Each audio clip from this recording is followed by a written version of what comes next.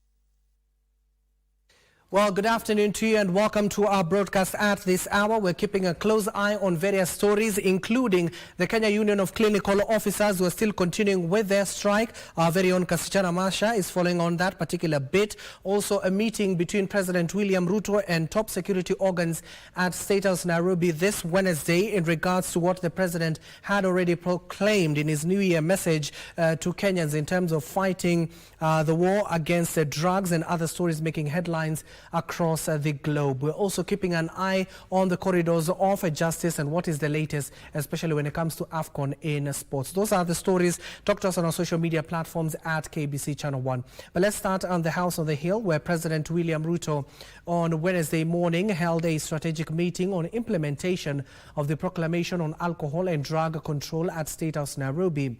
Ruto unveiled an expansive national strategy to confront alcohol and drug abuse, describing the crisis as a major threat to Kenya's health, security and economic future and pledging decisive government action.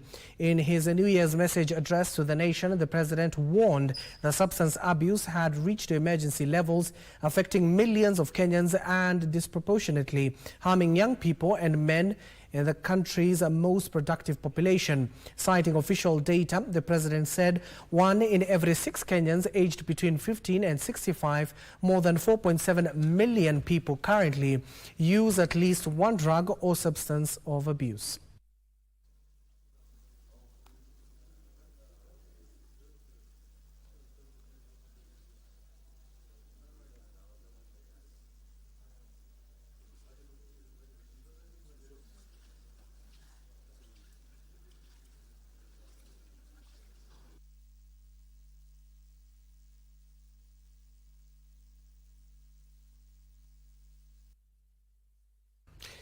Elsewhere, as schools reopen for the 2026 academic year, over 40,000 early childhood development education learners across Kiambu County have received a boost courtesy of the county government. The beneficiaries received learning materials and new furniture for 524 ECD centers, making nursery education completely free for local families.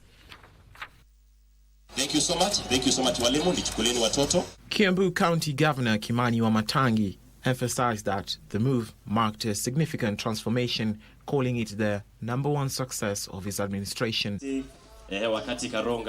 He further urged county assembly members to pass a bill ensuring the continuity of these efforts beyond his tenure. Na nataka niseme without fear of contradiction ya kwamba I am certain ya kwamba it will take many years for any other county to reach the standards that we have reached and the work that we have done in those 3 years. As we speak this morning, we have built a total of 512 ECD learning centers. Meanwhile, 86 students from Mangu have been displaced due to demolitions, sparking concerns from local education officials. Kiambu Assembly Leader of Majority Godfrey Musheke promised to pass the ACDE bill by March. Let us emulate what the county is doing. Proper planning ndio tuweze kuendelea na masomo bila wasiwasi ya watoto wetu. Kwa hivyo, I'm pleading with the Minister for Education that kindly put your house in order. And especially in terms of placement, tumeona tumeshukuru kwa sababu this time mmejaribu, capitation imeenda mapema. The governor's commitment to education continues to be lauded, with teachers and parents alike welcoming the improved environment for young learners in the region. For Lunchtime News, I'm Alvin Kaunder. And in other news, police in Homa Bay are investigating the death of a 17-year-old girl whose body was found in the thicket in Kangusa-Mbita sub-county on a Sunday, an incident that has raised serious security concerns in the area. The victim, identified as Fidona War, disappeared while walking to a market before her body was discovered several hours later by her family. Elsewhere, family of a 54-year-old boda rider in Kisii is seeking justice after their kin was allegedly beaten to death in a retaliatory attack at Malimbili area on the outskirts of Kisii town.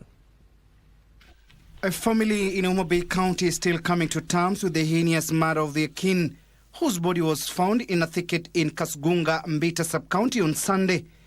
The case is with the sub-county criminal investigation officer. Any information that could lead to the arrest of the culprits should be volunteered as soon as possible to the DCIO or to any government authority. Her death mirrors another case reported in September last year, in which a female pupil was killed while walking home from school. In both incidents, the victims are believed to have sexually assaulted before being murdered, prompting police to probe possible links between the cases. In the strongest term, I want to condemn the act, and I'm appealing to the security people to act very fast so we can get the killer and we know the motive or the reason behind such an act. Security agencies are seeking to establish the motives behind the killings and whether the incidents are connected.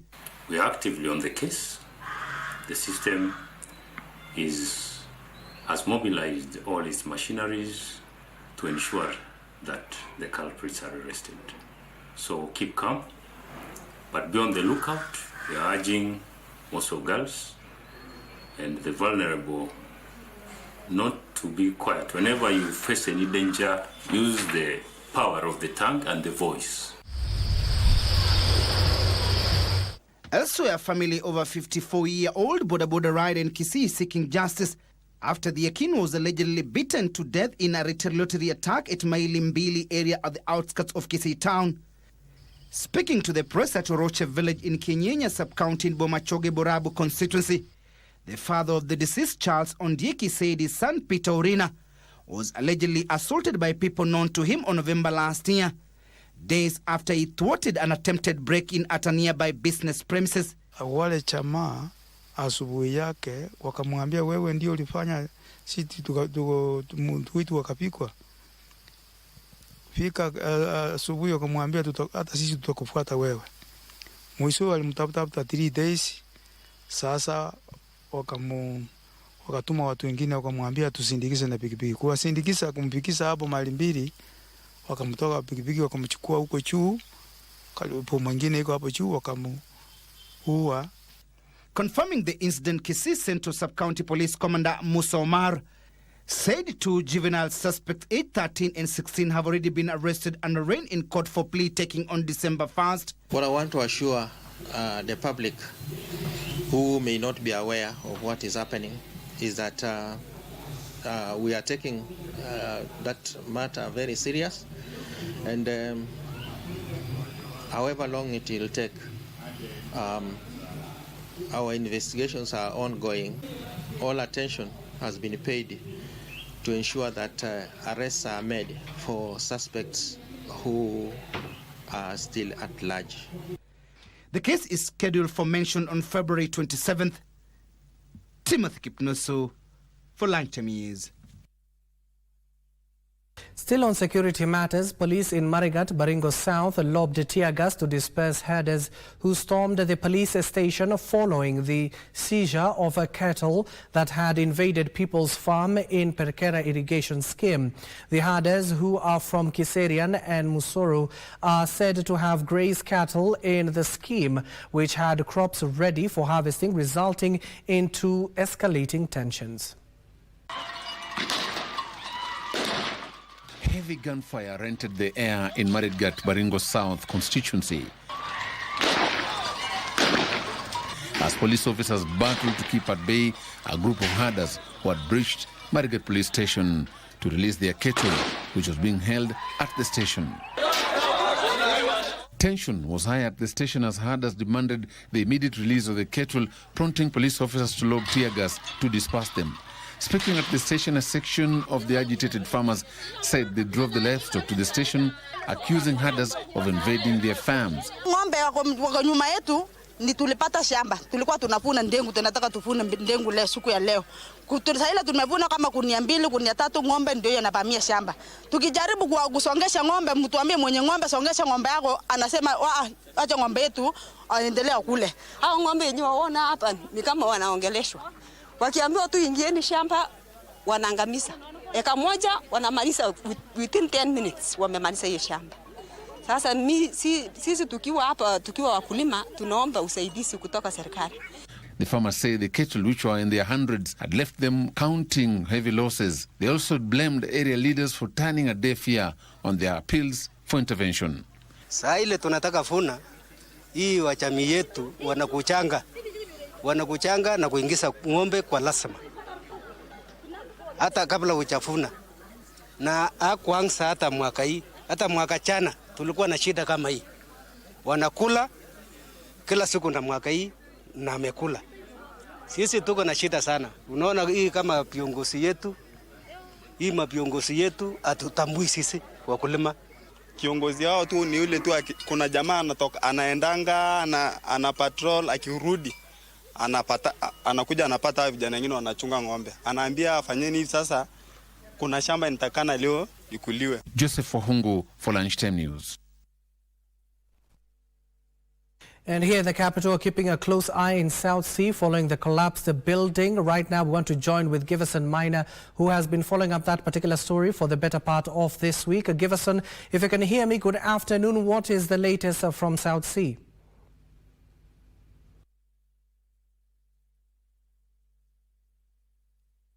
We are coming to you live from South Sea in Langata constituency in Nairobi County. And as you can see behind me is the excavation process going on. This is actually the 6th day, the 6th day that this process has been ongoing. And you remember that this process is actually trying to recover one person who is still trapped at this particular rubble here. And this particular building, as you remember, have been continued to report since last week on Friday, when this particular building, a 16-story building, actually collapsed on Friday early morning at about 4 a.m. And 2 people are said to have been trapped inside here. And so the day before yesterday, one person, or rather one body, was retrieved. And his burial actually happened yesterday at Langata Cemetery. And today, the people we've spoken to here from the National Disaster Unit say there is a likelihood or a very huge probability that the second person or the victim, who we do not know whether he could be found alive or dead, there's a likelihood that this person could be retrieved today. and that process is ongoing, as you can see behind me. Those are excavators, about 4 excavators. They are here. They've been working here day and night and try to bring this process to an end. And even the families of the victim here, they have been camping here for the whole week just to ensure that they have their beloved person either alive or dead. And this process actually comes to an end. And the people we've spoken to from the National Disaster Unit say they have located the position where this person is. And remember, there was, of course, they were saying the other person who was retrieved was upstairs. And this other person, actually yesterday, they were saying the reason why it's been so difficult to locate him or to find him is because he was buried downstairs, or what you call the basement. And that is what it has been difficult. And so if you can see that particular excavator there, if my camera person is able to show you, that is the exact where this person has been traced to be. And so any time of the day, we of course keep it here, we camp here just to ensure when this person is found, we're able to report to you that this person has been retrieved, whether alive or dead. That's, of course, we'll be able to stay here and tell you what these responders and rescuers are from the multidisciplinary, including the police, the Kenya Red Cross are here, the members are from the Kenya Defence Forces are here, the enforcement officers are from the national government, and even the county, the Nairobi county are here. They are keeping it here just to ensure they bring this process to an end. And I want to take you back to studio.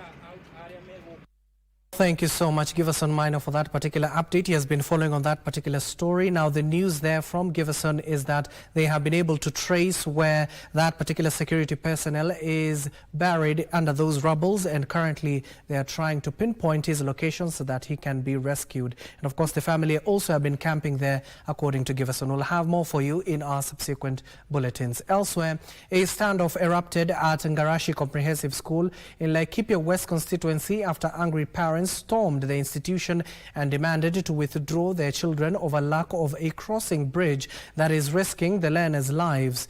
They are accusing the county government of a failure to replace the Ngarashi bridge, which was swept away by floods. At Ngarachi Comprehensive School in Laikipia West, angry parents stormed the institution demanding to withdraw their children, claiming that the unrepaired Ngarachi bridge connecting to the school has put the learners' lives in danger for several months now. Na hapa kila siku tunabeba watoto. Inashangaza ya kwamba hata tukijaribu kulia hatusikiki. Okay, tunashukuru sana government kwa sababu walitutengenezea shule na hata president akakuja akafungua shule. Lakini hiyo shule yenyewe watoto wafiki. Tunashinda ama tuhamishie watoto huko Tandari ama tufanye nini? Kwa sababu mtu imetubebea watoto. The angry lot, who later paralyzed transport along Nyahururu Kinamba Road, accused the county government of turning a blind eye to the bridge after it was swept away 7 months ago by heavy rains. Baka lini na serikali yetu iko ya government na ya county council? Tulilia nani? This while noting that as a result of the damaged bridge, a learner's life was cut short and no action was taken after the incident. Huyo mtoto mwenye alikufa hakuna any step serikali ilishukua. Tukajaribu kulilia viongozi wanatuambia sijui barabara ni ya MP, sijui barabara ni ya governor. Sisi tunasema hatutaki kujua barabara ni ya nani. They vowed not to return their children to school until the bridge is fully reconstructed. Tumebeba watoto na tumewapeleka nyumbani hadi wakati tutatengenezewa hiyo daraja. Na wazazi wote tumeshikana pamoja hadi tutengenezewe hiyo daraja ndio watoto watarudi shule. Kwa sababu mara mikieko itabebwa kila siku, mara mineko inabebwa. Unde daraja kubwa, daraja ambao ni muundo wa kisasa, kwa sababu pia kuna wanafunzi wachanga sana wanapita hii barabara. Ngarachi Comprehensive School is among several schools constructed by the Kenya Defence Forces following its destruction by bandits. Opicho Chemtai for Lunchtime News. Now, His Eminence Archbishop Neophytus Kungai of the Archdiocese of Eldoret and Northern Kenya has emphasized the Church's commitment to empowering children through education. The Archbishop said investments in learning facilities play a key role in shaping the future of young learners. Speaking during the commissioning of a new school bus and the official opening of a dormitory in Serem in Nandi County, the Archbishop said such developments are expected to improve access to education and enhance student welfare. School management at St. Nicholas Orthodox Academy expressed optimism that the improved infrastructure will promote a smoother learning environment and boost overall academic performance among pupils. We are also gathered here, with the seminarians and all the parents, the students and the teachers, to be able to bless the bus and commission it so that our learners will be using it from today going forward. We've been having a very serious problem on matters transportation.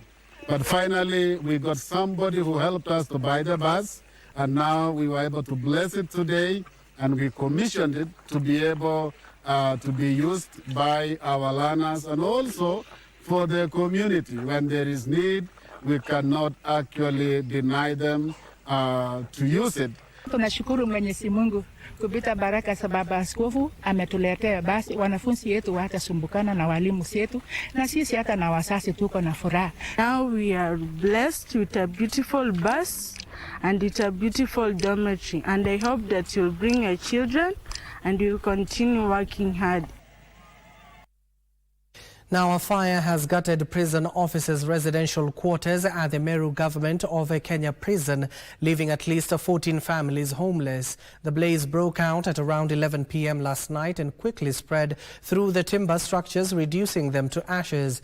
No injuries were reported, but all household items belonging to the affected prison officers were destroyed. The Meru County government fire engine did not respond, with officials indicating it is currently grounded due to mechanical problems. The cause of the fire is yet to be established, with investigations already underway. Meru GK prison officer in charge, John Betu, confirmed the incident but declined to film, saying authorities are still probing the cause of the fire.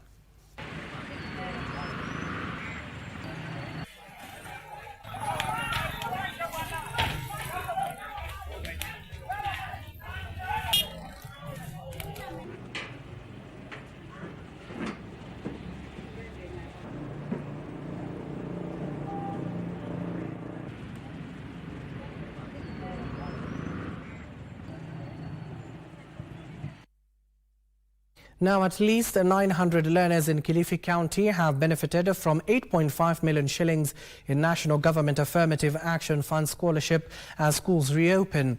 The checks were distributed at the Karisa Maitha grounds in Kilifi town, where Women Representative Gertrude Mbeyu said 160 learners received a full scholarship worth 4.05 million, while over 700 others from various institutions were awarded 4.5 million shillings. The beneficiaries include students in secondary schools, colleges, universities and polytechnics under the Mama Elimu Kwanza program.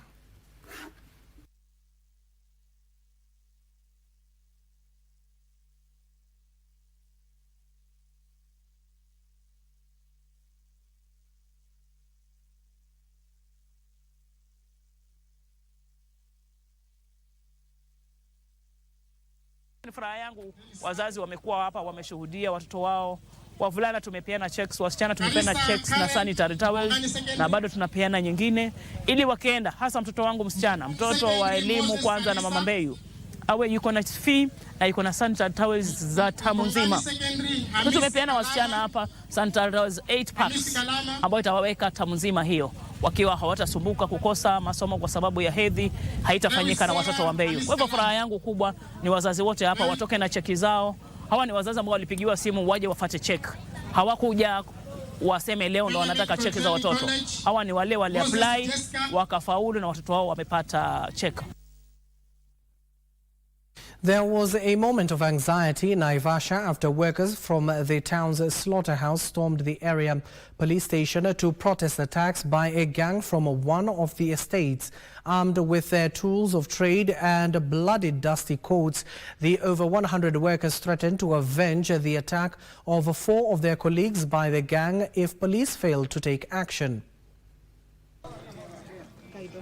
For over a month, tension has been simmering between the workers and youths from County Council Estate, with the youths accusing slaughterhouse employees of stealing their livestock, claims the workers strongly deny.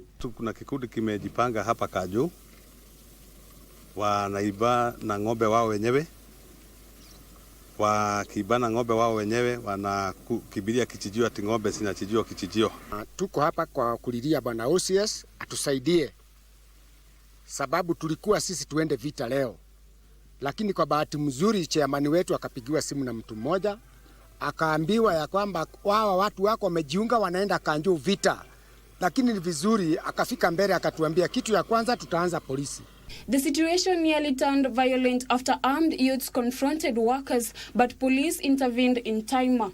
Several workers reported having been attacked in recent weeks, with some sustaining serious injuries. Mtu wa kwanza kukutwa alikuwa mimi, na walikuja wakisema wanataka kuniua nitoe ng'ombe, ili hali walikuwa najua ng'ombe ni mama yao ya mtoto ameuza.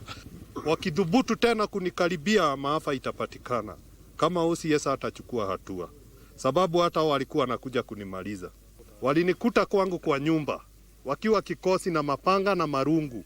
According to slaughterhouse chairman Peter Njogu, a worker was attacked, his arm fractured and his house vandalized over allegations of cattle theft, only for it to later emerge that the animal had been sold by a family member. Hivi juzi walikuja kwa ndugu yangu, nimepiga ripoti hapa, nimejaza mpaka P3, wamefuja yeye mkono na wamefuja hata bafu. Ako kwa nyumba hawezi toka. Workers say repeated attacks have left them injured and traumatized. Police have launched investigations into the matter, with Naivasha DCIO Isaac Kiama confirming that the officers are pursuing the suspected gang leaders as efforts continue to restore calm in the town. Sisi tumekuja kuomba usaidizi kwa OCS na tumeongea na yeye, asema hiyo mambo watashughulikia. Jambo moja sisi tunataka kwasa, juu tunawajua wenye wanafanya hiyo jambo na wenye wako kwa kio kikundi wanaogosa, wote wanajulikana, washikwe na wawekwe ndani. Nailongeso for Lunchtime News. Well, as I told you a little bit earlier on, we're keeping a close eye here in the capital, especially following Kuko's industrial action that kick-started on the 22nd of December 2025. Our very own Kasichana Masha is following on that particular beat, and as and when we get a hold of her, we'll inform you on the latest. It is exactly 26 minutes past the hour. Don't go too far. We're taking a short breather. We'll be telling you more when it comes to business and sports on the other side.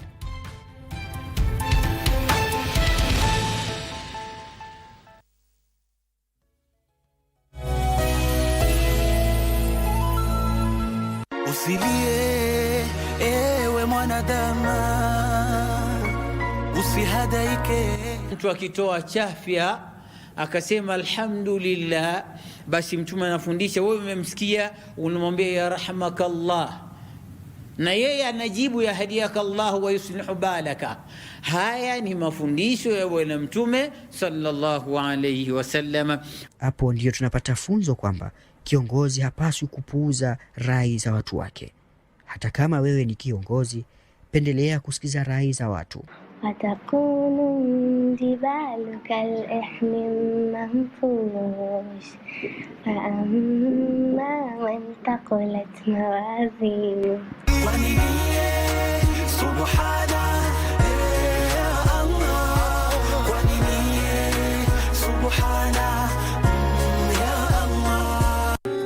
Just because Marcelo and I have ended things does not mean that he doesn't matter to me.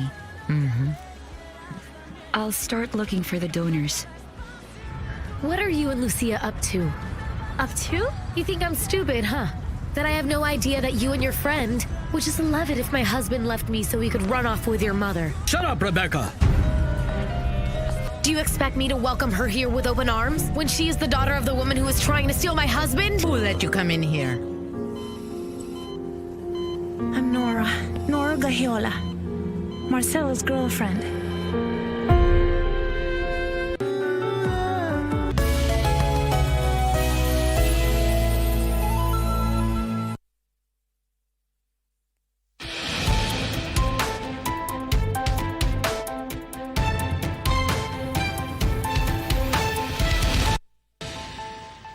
Welcome back and thank you for staying with us. Now, 8 Kenya Defence Forces soldiers charged with trafficking narcotic drugs will on Thursday know their fate on whether they will be released on bond after being formally arraigned at the Mombasa law courts. The soldiers are accused of possessing 24 kilograms of methamphetamine valued at 192 million Kenya shillings.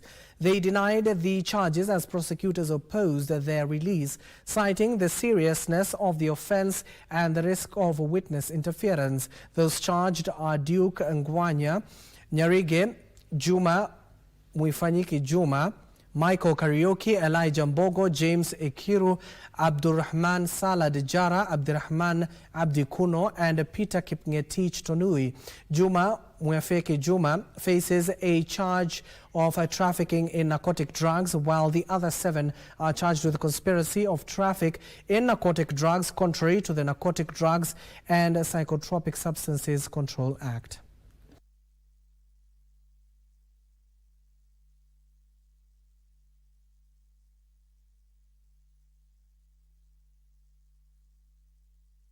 This is the court's take on the issues. First, counsel for the defense has clarified why he has alluded to the 2 sections, and the court is satisfied with that explanation. Secondly, the prosecution does not stand to suffer any prejudice if court allows such clarifications. As such, the objection is overruled. However, the prosecution shall be granted an opportunity to clarify on the new issues raised by defense counsel. The miscellaneous file was closed. Yes, so the accused persons, they will be remanded pending the ruling. Yes, up to 8. Yes. On the political front, a Holomani Member of Parliament, Bernard Shinali, has urged ODM members who are dissatisfied with the party's leadership or direction to exit respectfully, form their own political parties, or join outfits that align with their political ambitions instead of fueling internal wrangles. Shinali called on ODM leaders to uphold party discipline, stressing that any differences should be addressed through the party's established structures and official channels. As the rift within the Orange Democratic Movement ODM continues to widen, leaders within the party continue to front their ideas on how the party organs should deal with disgruntled members. A Holomani Member of Parliament, Bernard Shinali, has urged ODM members who are dissatisfied with the party's leadership or direction of the party to exit respectfully. Kitu muhimu na kitu ya ungwana kufanya kiongozi ni kujihusulu kwa chama, uende utengeneze njia ile unataka, sio kuhadhalisha chama, sio kutukana watu. He also warned against the growing trend of using funeral gatherings as platforms for political attacks among ODM members, saying the practice undermines party unity and erodes public confidence. Nataka kumuuliza ya kwamba ODM ni chama, ina structures zake. ODM ina sheria, constitution ambayo inafuata. Sisi tuache kuweka chama chetu katika soko, katika mazishi. This as leaders allied to the broad-based government from Western Kenya, led by Bungoma Governor Ken Lusaka, launch a campaign to rally support for President William Ruto's re-election bid in the 2027 general election. These are now going to go to the grassroots to get more people. They are saying that elections are not won on social media. Elections are won in villages, in markets, in estates. And that's what we are going to do to mobilize everybody for the re-election of Mheshimiwa William Samoei Ruto. We are going to have such more meetings. So I'm following the manifesto. ODM is now in broad-based. I want to work with my governor, and my governor is working with the president. The only simple thing, if you are clear in your mind, is to work with the government. Meanwhile, youth in Kwale have been urged to participate and vote in the 2027 general elections. A generation that does not vote, that does not question, that does not demand accountability is a generation that risks being forgotten. I'm calling the church, the entire church in our nation, Kenya, to support our youths, to encourage them, and even to give them moral support, to guide, and even instruct them on the right way to go as they voice out their issues. Finally, Bishop Dr. Erastus Njoroge from Nyeri County is calling on the political class to stop early campaigns in the country, warning the trend could compromise service delivery to the citizenry. And we need to give the nation the first priority, and then we come second. And what I want this year, we are almost going to election. Next year we are going to election. I want to say this. This is when they should now try their best to fulfill their promises. Over 1,000 children in Yata constituency of Machakos County who completed Form 4 and could not manage to join colleges have benefited from an artisan courses sponsorship courtesy of the area legislator, that is Robert Basil, in collaboration with the area provisional administration. Basil says the beneficiaries will be trained on electrical installation, electrical engineering, beauty therapy and hairdressing, among many other courses. The courses cost between 20,000 Kenya shillings to 30,000, and the Yata Constituency Development Fund will pay an upfront of 10,000 Kenya shillings for each learner. The recruitment was done in collaboration with Ingao, that is the administration, the local administration, from the chiefs, the desensitization across all the sub-locations, and many parents have been informed of the courses that are available. So today we also gave buses through my engagement with the respective secondary schools. So the buses that were available was actually to provide free transport to all learners who are reporting today. As we mentioned about TVET, now especially for our students, it's a kind of a game changer, because by the end of the day, kuna wale walikuwa wanahitaji kwenda university, si ndio? Kuna wengine walikuwa wanahitaji pia kwenda medical college ama teachers college, and in one way or the other ni kama ingewezekana.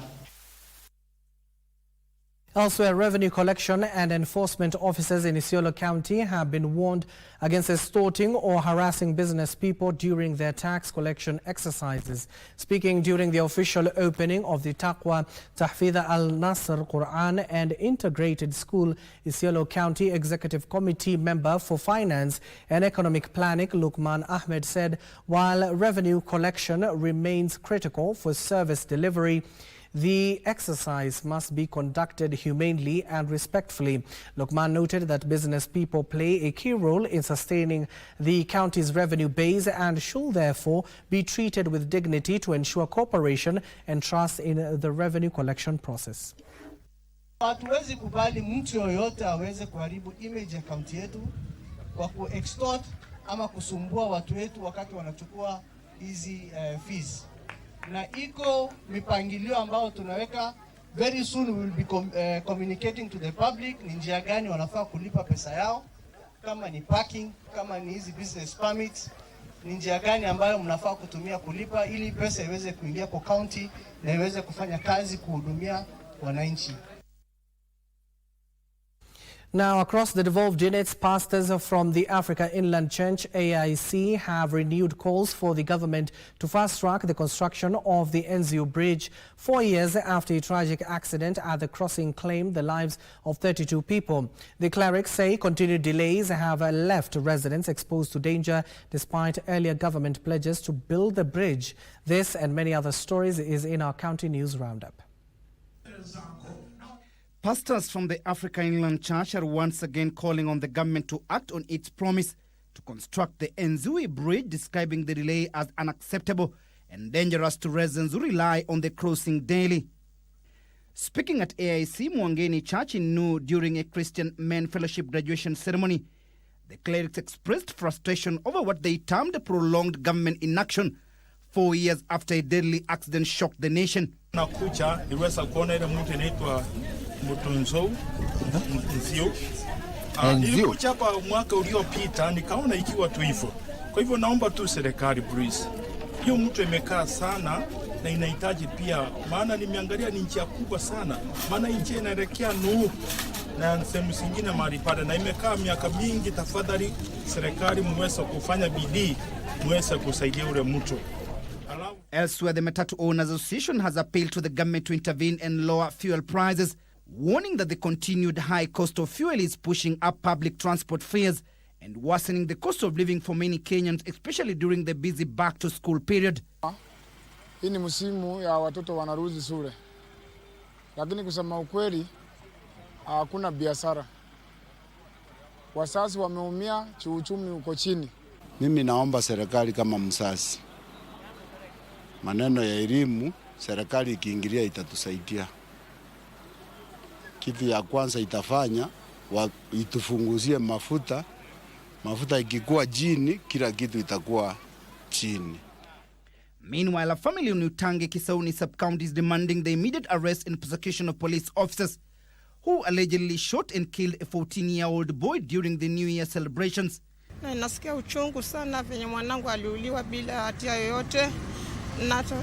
Nataka hao wenye walifanya uhalifu washika kwa haraka sana. Sitaki ichelewe hii kesi, manake juu mimi naumia tu saa yote. Tafadhalini, nataka usaidizi. Hii kesi haitaki ichukue muda kabisa. Kuanzia sasa na kuendelea, hata tukustiri mwili, nataka watu waepoa, wakae chonjo na sisi, wakae mara na sisi, ili tupate usaidizi ya huu mtoto haki yake. Elsewhere, the media fraternity is mourning the death of KTN journalist Japheth Makau, who passed away while receiving treatment at Machakos Level 5 Hospital on Tuesday. As a media fraternity, we feel his loss. We are very saddened. We take this opportunity to send our messages of condolence to the family. Makau was one of the best cameramen we had around this area.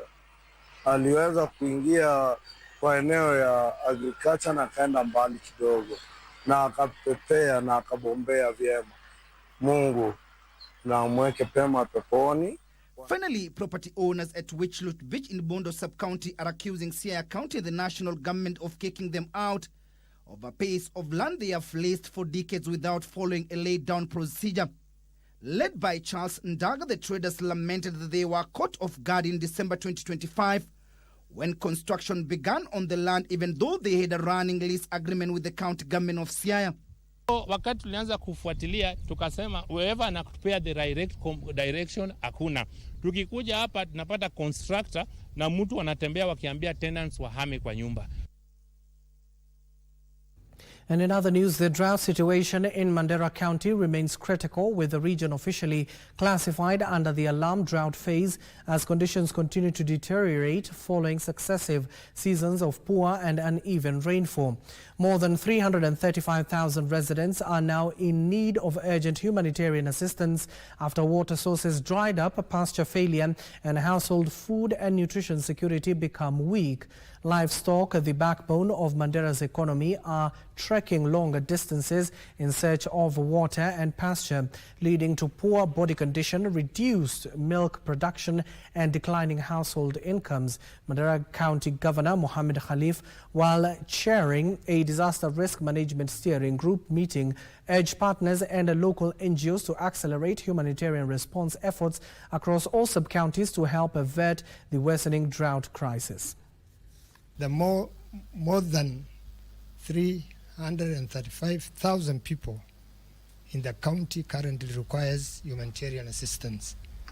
If the current condition persists, and we pray to Allah that we'll have beneficial rainfall, Mandera County faces increased risk of livelihood asset depletion, worsening malnutrition, and heightened competition over the scarce water and pasture resources, with potential implication for peace and security. The drought condition actually affects 23 counties. Mandera is on alarm. 9 counties are on alert, but on a worsening trend. The national government has put a system in place to ensure that to safeguard life and livelihood in Mandera County. The resources have been mobilized to support food and non-food items, and as mentioned, water tracking is taking place, food distribution, livestock feeds, among other support. Youth sports programs have been credited with reducing drug use and the influence of criminal gangs in Lamu County. Parents in the area say the programs, which are focused on engaging young people in organized sports competitions, have kept them occupied in constructive activities, limiting idle time that often exposes them to drug and crime. The initiative was an improvement mentorship as well as an education venture. Vijana wamekosa ajira wengi wao, lakini wakipata jambo kama hili linawatoa katika mihadharati. Kusema kweli, kushika vijana ngumu, hawataweza kupata hiyo na fursa ya kushawishiwa kuingia kwa ile nini mbaya, ile vikundi mbali ama itikadi potevu. Vijana wengi, kwa sababu bado hata ukiweka open bado ni vijana wanashiriki, wameweza kujiepusha na mihadarati, vitendo ambavyo zinaweza fanya kuwe na ukosefu wa amani, na pia imesababisha vijana wengi wajitambue, maana kuna wengi wametamani sasa kuingia kwa mchezo wa soka na kuweka bidii na umakini.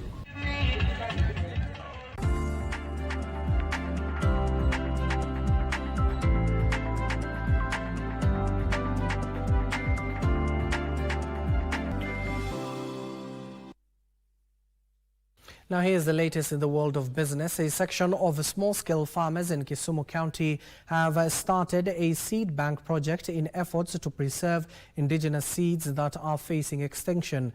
The women-owned Kabudia Grow Community Seed Bank collects indigenous seeds from farmers to ensure crops that can adapt to the region's ecosystem are preserved to promote food sovereignty. The High Court declared some sections of the seed law unconstitutional, terming it as an infringement to farmers' rights. The seed law barred farmers from saving, sharing and selling indigenous seeds. Kabudi Agro Community Seed Bank has taken advantage of the ruling to increase its seed preservation activities. The seed bank currently serves 108 community members who exchange and trade indigenous seeds. Community is helping the seed bank also in seed multiplication, because we have a lot of crops here, and like many mating crops and many varieties that we might not be able to multiply. So we are also using community to help us multiply.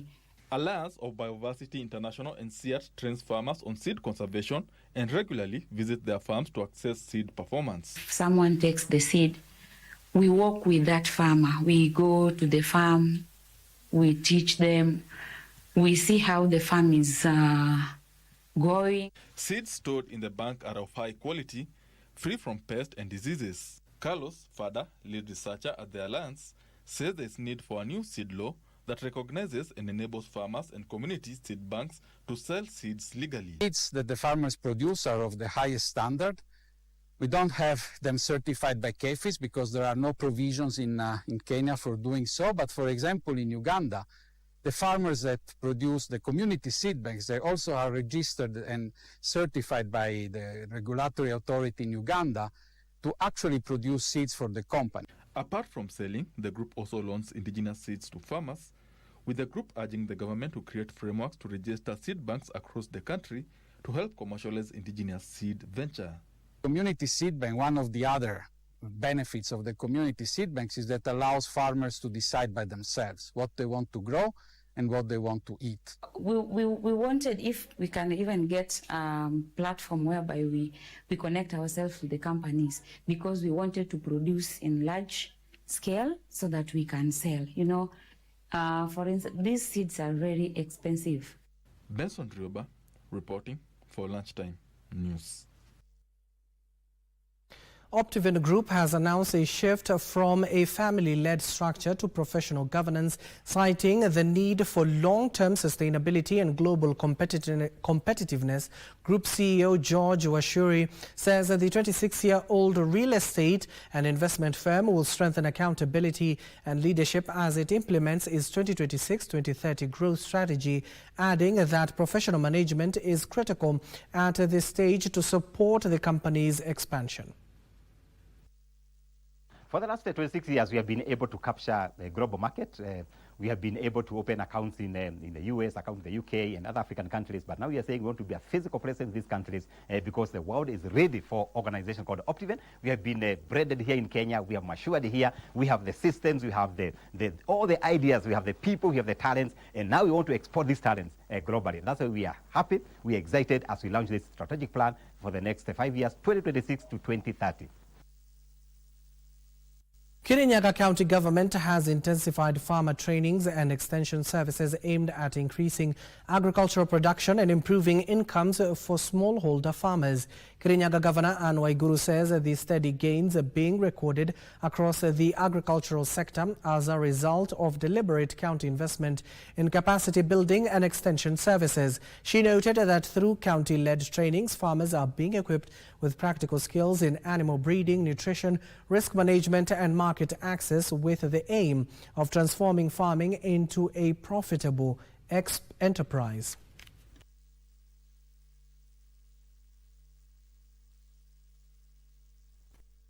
Dairy farming is also a significant sector in Kirinyaga, and farmers have been supported by improving cattle breeds through artificial insemination, enhancing animal feed production, disease control, capacity building for dairy cooperatives and extension services.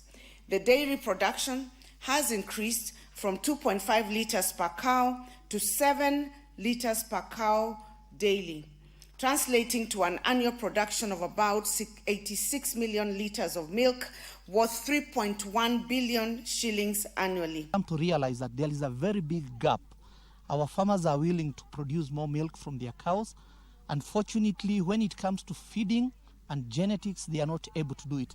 So we have come to train them on how to get good breeds and also to feed them with quality mineral supplements. Hapo katika project ya NARIC tuliweza kupata wakulima wadogo ama wanarika walipata nafasi ya kuweka kuku, na kutoka kwa hiyo project wengi wakaweka kuku zao kwa manyumba zao, na sasa hivi wanaweza kujifunia juu wanapata kila siku kitu, kama kuna wenye wanauza mayai na kila siku mtu anaingiza pesa kwa mfuko.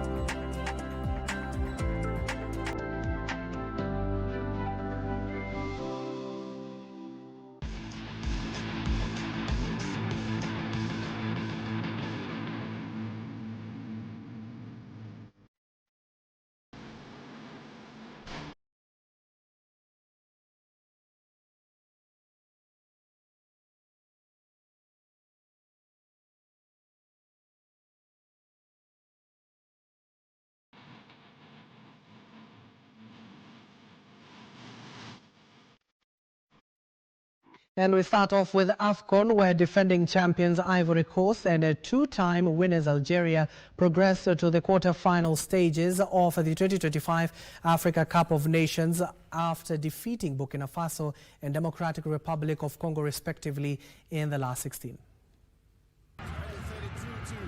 Ivory Coast, who are seeking to defend their continental title, overwhelmed the Stallions of Burkina Faso as Amad Diallo opened the scoring in the 20th minute before Yan Diomande added the second in the 32nd minute to head to halftime with a 2-0 lead. Substitute Bazumana Toure scored the third late in the second half to seal the victory. Ivory Coast will now face the Pharaohs of Egypt in the quarterfinals on Saturday.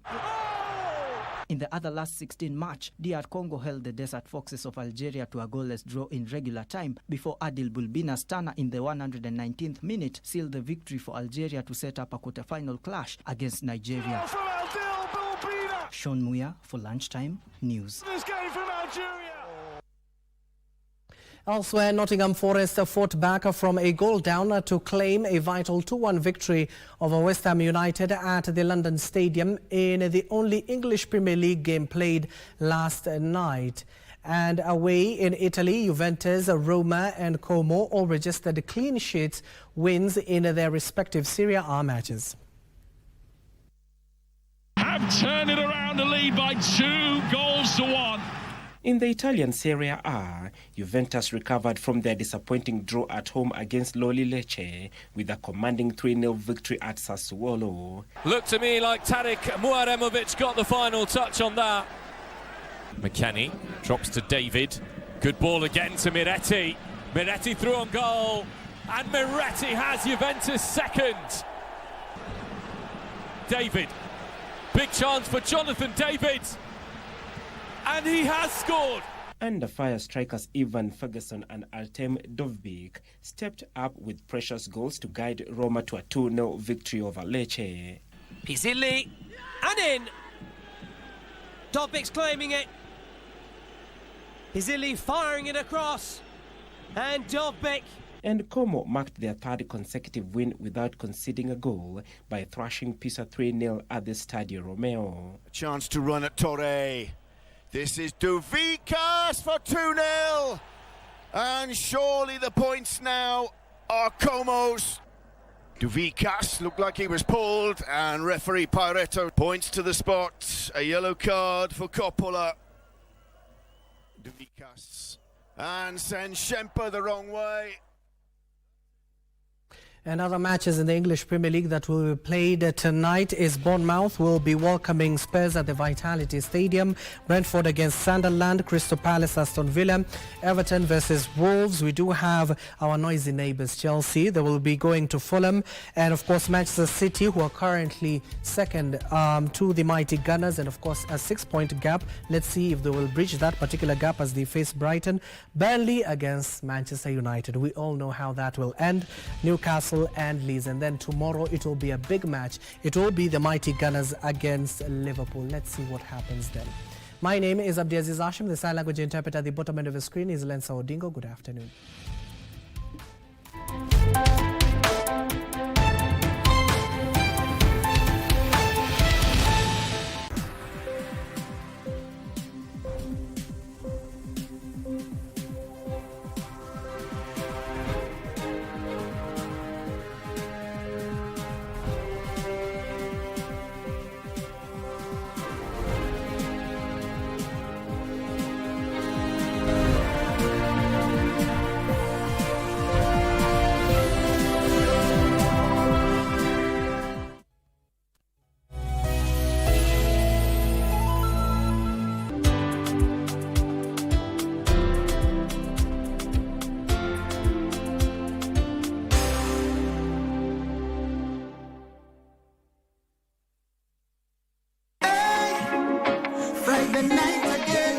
Greetings in the name of the Most High, Jah Rastafari. My good name is Marley Moses, the positive warrior, alongside... Yes, sir, DJ D-Rage, the baddest. Each and every Wednesday from 10 p.m. on KBC Channel 1 TV.